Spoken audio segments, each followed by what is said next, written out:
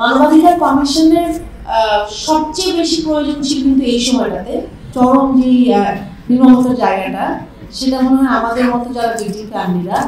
তারা অনেকটা সাফার করে এসছে, যেখানে হচ্ছে মানবাধিকার কমিশন নামের যে সংস্থাটা ছিল বাংলাদেশে,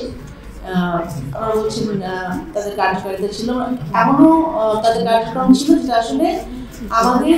বিচারের চাওয়ার যে জায়গাটা সেখানে মাঝে মাঝে বাধাগ্রস্ত করা হয়েছে। যেমন আমি আমার অভিজ্ঞতা থেকে বলতে পারি যে আমি আমার পরিবারের যখন আবেদন করা হয় ইনভেস্টিগেশন করার জন্য, তাদের ভাইকে যেদিন করা হয়েছে এবং আমার সাথে আরো অনেক যে পরিবার, মানবাধিকার কমিশনের শুধুমাত্র একটা দায়িত্ব ছিল শুধু একটা চিঠি পাঠানো হোম মিনিস্ট্রিতে। এরকম 2014 থেকে 23 পর্যন্ত তারা 25টা চিঠি পাঠিয়েছিলেন, এটার কোনো জবাব বা কোনো কার্যকারিতা ছিল না আসলে। তো ওই চিঠিটা নিয়ে আসলে আমরা কতদূর আগাতে পেরেছিলাম বা এটা আমাদেরকে কতটুকু সহায়ক ছিল, কোনো ইনভেস্টিগেশন সুপারিশও তারা ইভেন করেনি। এরকম মানবাধিকার কমিশন কি আমরা সামনে আরেকটা দেখতে চাচ্ছি না? কারণ মানবাধিকার কমিশনের সবচেয়ে বেশি প্রয়োজন ছিল কিন্তু এই সময়টাতে,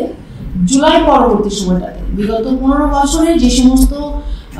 চরম মানবাধিকার লঙ্ঘন হয়েছে এবং জুলাইয়ে যে ঘটনা হয়েছে তার পরবর্তীতে অন্তর্বর্তীকালীন সরকারের প্রথম দায়িত্ব আসলে ছিল পাশাপাশি যে সমস্ত কমিশনগুলো তারা ফর্ম করেছে, inquiry commission for enforcement of evidence, পাশাপাশি মানবাধিকার কমিশনটা গঠন করা, যেটা কিন্তু হয়নি। এবং আমরা আমাদের চাপ তাদের কাছে আসলে রয়ে গেছে, আমার মনে হচ্ছে যে চাপটা থেকে আমরা বের হয়ে আসতে পারিনি এখনো। এবং প্রায়োরিটি আমার মনে হচ্ছে যে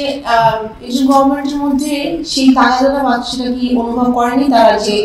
যেটার জন্য তাদেরকে আসলে গঠন করা হয়েছিল মানবাধিকার প্রতিষ্ঠার জন্য এবং বিচারের দাবিতে জুলাইয়ের আত্মত্যাগের পরে, সেই জিনিসটা আসলে ক্ষমতায় যাওয়ার পরে বসার পরে সেই জিনিসটা পরিবর্তনটা হয়ে যায়। আরেকটা যেটা আমি বলতে চাই যে আমাদের ইনকোয়ারি আর ইনভেস্টিগেশনের ক্ষেত্রে কতটা স্বাধীনতা পাবে আমরা যে খসড়া আইনটার দ্বারা সামনের মানবাধিকার কমিশনটা গঠন করতে চাচ্ছি। বিকজ আমরা দেখতে পাচ্ছি এখনকার যে ইনকোয়ারি কমিশনটা গঠন করা হয়েছে গুমের জন্য, আমাদের জাস্টিস সাহেব আছেন আমাদের সাথে, তারা কিন্তু অনেক 1 বছর কাজ করছেন এবং তাদেরকে কতটুকু এখতিয়ার বা স্বাধীনতা দেওয়া হয়েছে ইনকোয়ারি করার জন্য এবং কোন কোন জায়গায় বাধা প্রাপ্ত হচ্ছে সেটাও কিন্তু আমরা দেখতে পাচ্ছি, যেখানে আসলে জানার পরেও এই মানবাধিকার লঙ্ঘনগুলোর সাথে কারা জড়িত ছিল